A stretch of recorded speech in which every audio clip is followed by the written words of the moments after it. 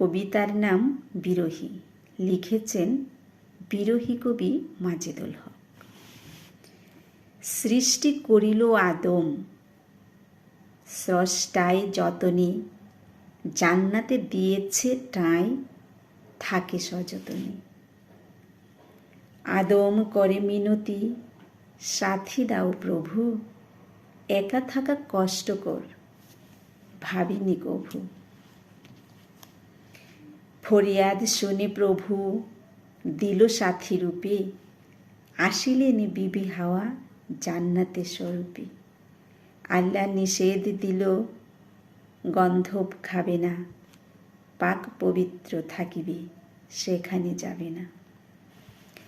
চক্রান্তে পড়ে দুজন গন্ধব খেয়েছে, জান্নাত হতে বিচ্ছিন্ন এ শাস্তি পেয়েছে। দুদেশে পরে দুজন কান্নাকাটি করে, বিরহ বিষাদ মনে সদা আঁখি ঝরে। ভুল করে কাঁদে তারা, হতে হবে সহি, সাথী হারা দুটি মন হয়েছে বিরহী। 350 বছর পরে কৃপা হয়, দেখা হলো দুজনের প্রভু দয়াময়।